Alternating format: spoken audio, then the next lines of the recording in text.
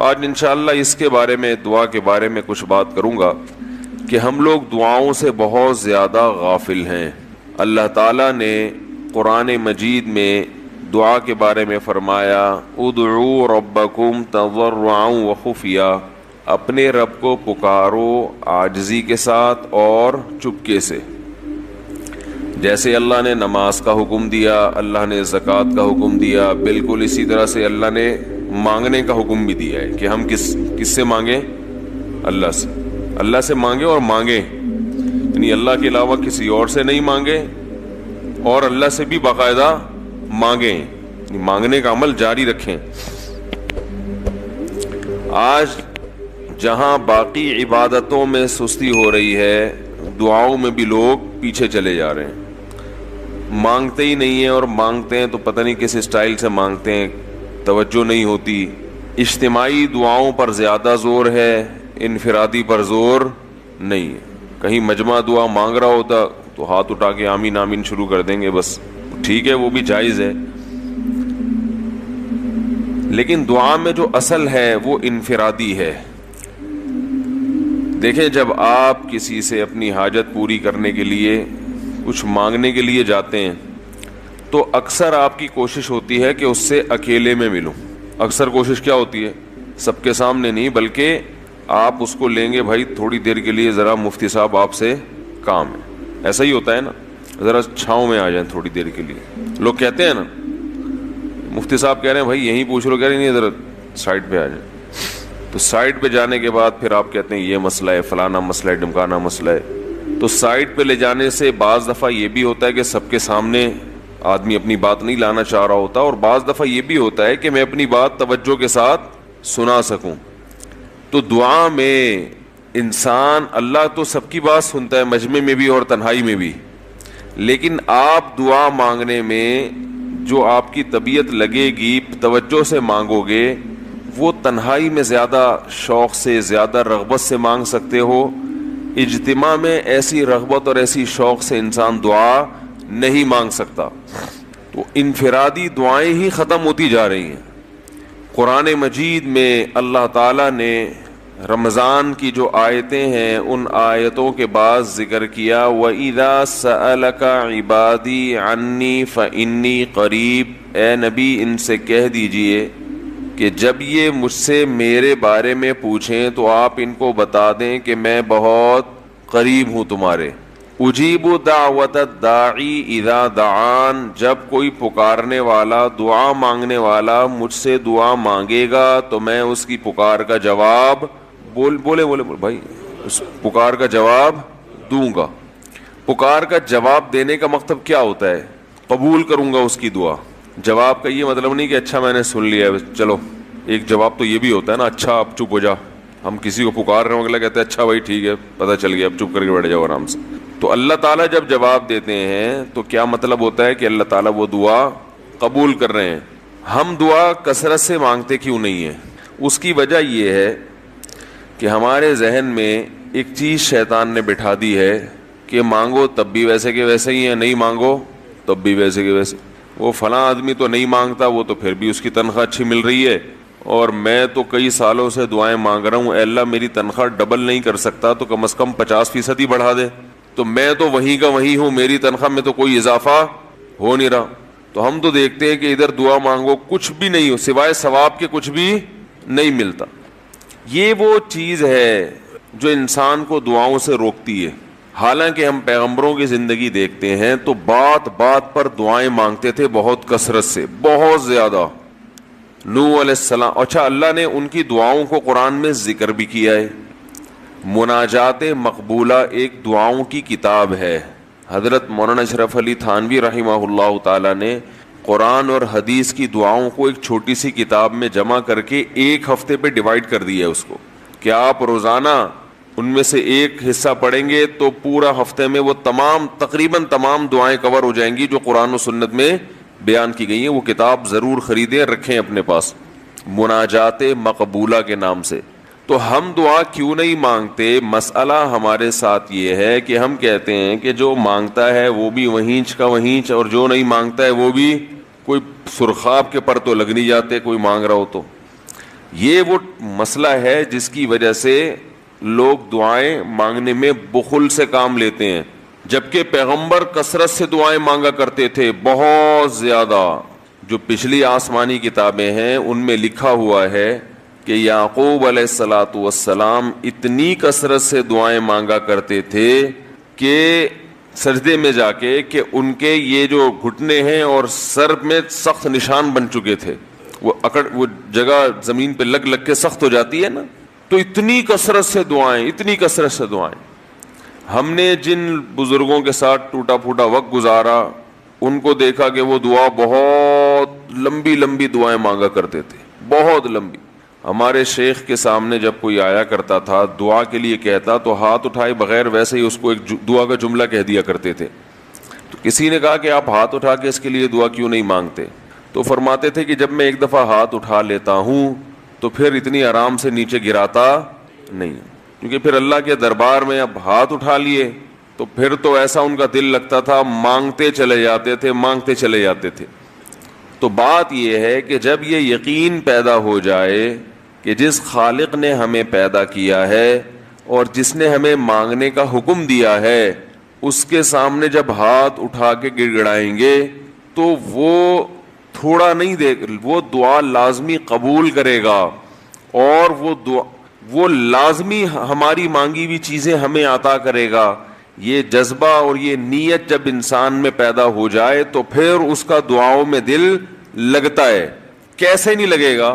آپ سوچیں کہ آپ کو کوئی بتا دے کہ یہ جو سیٹھ صاحب ہیں بہت بڑے، آپ جا کے ان سے مانگو، یہ ٹائم نکال کے بیٹھے ہوئے ہیں، جتنا مانگو گے، جو مانگو گے یہ دیں گے، تو اب آپ بتاؤ، آپ یہ کہو گے کہ میرے پاس مانگنے کا ٹائم نہیں ہے؟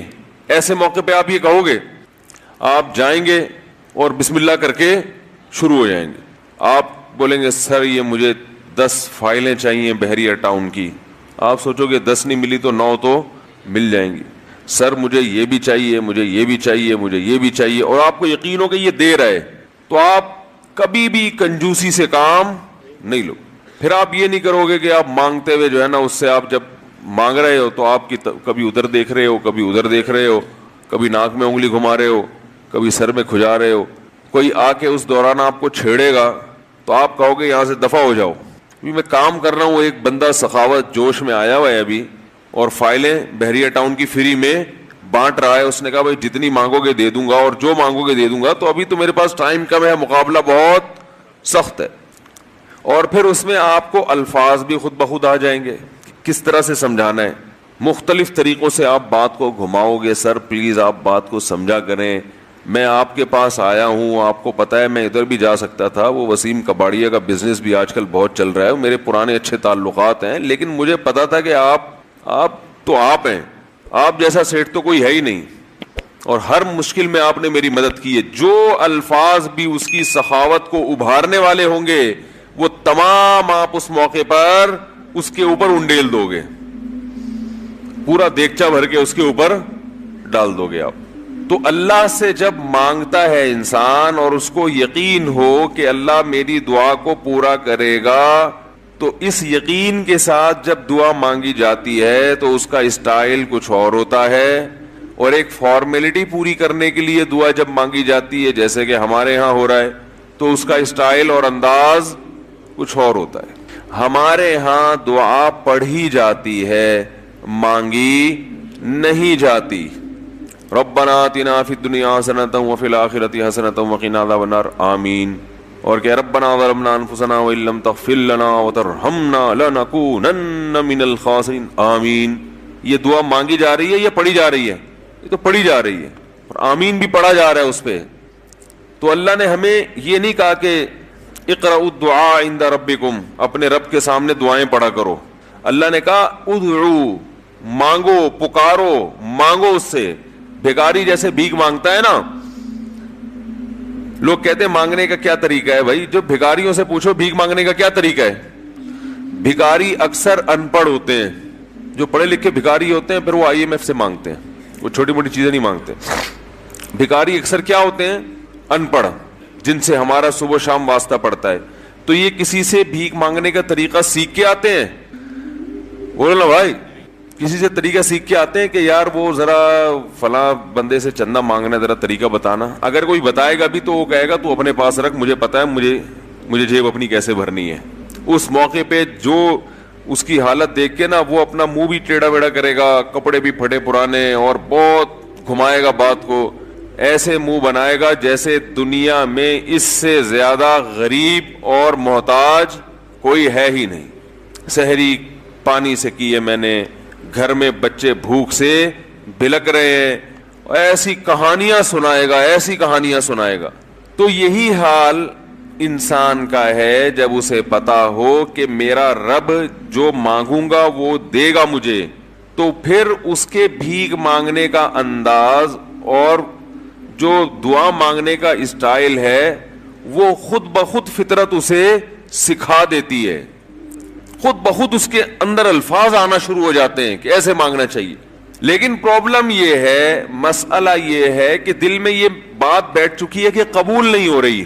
عجیب حدیث ہے، رسول اللہ صلی اللہ علیہ وسلم نے ارشاد فرمایا کہ اللہ بندے کی دعا قبول کرتے رہتے ہیں، وہ مانگتا رہتا ہے قبول ہوتی رہتی ہے، وہ مانگتا رہتا ہے قبول ہوتی رہتی ہے، یہاں تک کہ ایک وقت ایسا آتا ہے کہ بندہ یہ کہتا ہے کہ میں مانگ رہا ہوں قبول تو ہو نہیں رہی. تو جب یہ کہتا ہے تو اس وقت قبول کرنا بند کر دیتے ہیں اللہ تعالیٰ. اللہ کہتے ہیں کہ اگر تو یہ سمجھ رہا ہے کہ قبول نہیں ہو رہی تو اب نہیں ہوگی. اب عجیب بات ہے یا نہیں ہے یہ حدیث؟ بھائی وہ بندہ کئی سال سے دعائیں مانگ رہا تھا اور پھر آخر میں آ کے کہتا ہے کہ قبول تو ہو نہیں رہی، تو ظاہر ہے کچھ نہیں ہو رہی ہوگی تبھی تو کہہ رہا ہے نا. اس کو ایسا لگ رہا ہوگا کہ قبول نہیں ہو رہی. بھائی اس کو یہ لگ رہا ہوگا کہ نہیں، جو چیزیں مانگ رہا ہوں وہ تو مل نہیں رہی، تو تبھی تو وہ کہتا ہے کہ قبول نہیں ہو رہی. تو سوال پیدا ہوتا ہے پھر اللہ قبول کرنا بند کیوں کر دیتے ہیں؟ اللہ تعالیٰ جب دعائیں قبول کرتے ہیں تو اس کا انداز وہ نہیں ہوتا جیسے ایک عام انسان جب کسی کو بھیک دیتا ہے. ایک عام فقیر جب آپ کے پاس آئے گا، آپ سے بھیک مانگے گا، 100 روپے دے دو، 20 روپے دے دو، آپ اٹھا کے 100 نہیں تو 10-20 تو پکڑا دیتے ہیں اس کو، تو وہ یہ سمجھتا ہے کہ میری دعا کیا ہو گئی؟ قبول. لیکن اللہ تعالیٰ اس طرح دعا نہیں قبول کرتے. اگر اللہ اس طرح سے دعائیں قبول کرنا شروع کر دیں تو پھر یہ معاملہ غیب کا نہیں رہے گا. ادھر آپ نے دعا مانگی، اے اللہ میرے کاروبار کو بڑھا دے، لیلۃ القدر میں رو کے دعا مانگی، اور صبح صادق کے وقت آپ کا فون آیا کہ آپ کا کنٹینر کسٹم والوں کے شر سے محفوظ ہو گیا ہے، سمجھ میں پاس ہو گیا وہ، اور آپ کی چیز ڈبل قیمت پہ بک گئی ہے. پھر آپ نے دعا مانگی، اے اللہ تیری رحمت اس وقت جوش میں آئی ہوئی ہے، تو ایسا کر میرا بچہ بھی پاس ہو جائے، اس کے نمبر اچھے آ جائیں. ادھر فون آیا کہ آپ کا بچہ پہلی پوزیشن سے کامیاب ہو گیا. پھر آپ نے کہا آج اللہ کی رحمت بہت جوش میں آئی ہوئی ہے، اے اللہ میری بیوی بھی ٹھیک ہو جائے. تو بیگم صاحبہ کا فوراً فون آ گیا کہ میں ٹھیک ہو گئی ہوں، ہے بھائی میں ٹھیک ہو گئی. اے اللہ ساس صاحبہ بہت دنوں سے آگے بیٹھی ہوئی ہیں، جانے کا نام نہیں لے رہی، فون آ گیا کہ میں چلی گئی ہوں. اس طرح سے اگر دعائیں قبول ہونا شروع ہو جائیں تو میرے بھائی پھر یہ سارے کافر، یہ سارے لبرل لوگ جو اللہ کو مانتے ہی نہیں ہیں، یہ دنیا کا ہر کام چھوڑ کے مصلی بچھا لیں گے اور دعاؤں کو فوکس کرنا شروع کر دیں گے. دعا قبول ہوتی ہے مگر اس شخص کی جو اللہ پر غیب پر ایمان رکھتا ہے، جسے دعا قبول ہوتی ہوئی نظر نہیں آتی مگر وہ یقین کرتا ہے کہ دعا قبول ہو رہی ہے. صرف اس شخص کی دعا قبول ہوتی ہے، اس کے علاوہ کسی کی قبول نہیں ہوتی. بہت مشکل ہے بھائی سمجھانا. دعا سب کی قبول ہوتی ہے کا مطلب پتہ ہے؟ سب کی مطلب ان سب کی کہ جو یہ یقین رکھتے ہیں کہ قبول ہوتی بھی نظر نہیں آ رہی پھر بھی قبول ہو رہی ہے، ان لوگوں کی قبول ہوتی ہے دعا. حدیث سے پتہ چلتا ہے. اور اصل میں دعا مانگتے ہی یہی لوگ ہیں. اب آپ کہیں گے بھائی نظر تو آ نہیں رہی، جب میں جو چیز مانگ رہا ہوں وہ مل نہیں رہی، تو کیا ایسے قبول کا کرنا کیا ہے بھائی؟ یہ تو صرف مشورے مل رہے ہیں ہمیں کہ پھر بھی مانگتے رہو. تو ہم نے وہ ایک فقیر تھا نا، ایک سیٹھ صاحب کے پاس آیا، کہنے لگا کہ بھائی ذرا کچھ پیسے مل جائیں گے، گھر میں ضرورت ہے.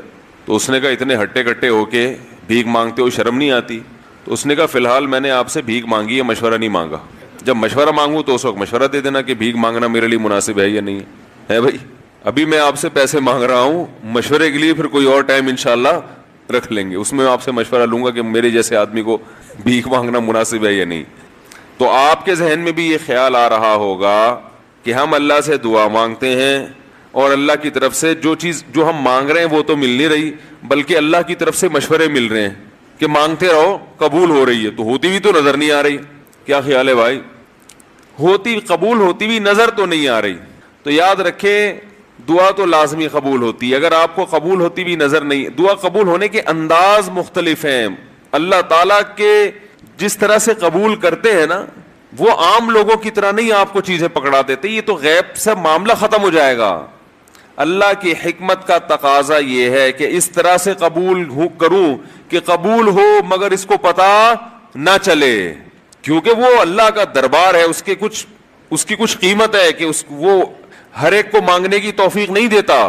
بھائی آپ نے کبھی دیکھا کہ کوئی سیٹ ایسی دکان کھول کے بیٹھ جائے کہ آؤ جو مانگو میں دوں گا؟ ایسے تو کیا ہوگا کہ پورا نظام خراب ہو جائے گا نا. پھر آپ 10 فائلیں تھوڑی مانگیں گے, پھر تو آپ کہیں گے پورا بحریہ ٹاؤن میرے حوالے کر دو, پھر تو آپ یہ کریں گے نا.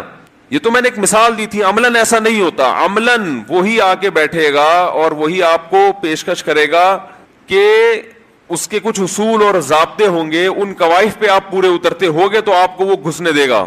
اللہ کے بھی کچھ اصول اور ضابطے ہیں, ساری دعائیں قبول کرے گا, جو مانگو گے صرف اتنا نہیں بلکہ بڑھا کے دے گا. لیکن اصول یہ ہے کہ اللہ کہتے ہیں کہ جب میں دوں گا تو نظر نہیں آئے گا, مگر یقین رکھنا ہے کہ کیا کر رہا ہوں, میں دے رہا ہوں, پھر دیتا رہوں گا میں. پھر بات وہیں آگے کھڑی ہو جاتی ہے کہ ایسے دینے کا کیا فائدہ کہ ہماری سمجھ میں نہیں آ رہا کہ پتہ نہیں کیسے دے رہا ہے اللہ تعالیٰ. تو یاد رکھیں اللہ تعالیٰ کے دینے کا انداز تھوڑا مختلف ہے. وہ کیا ہے؟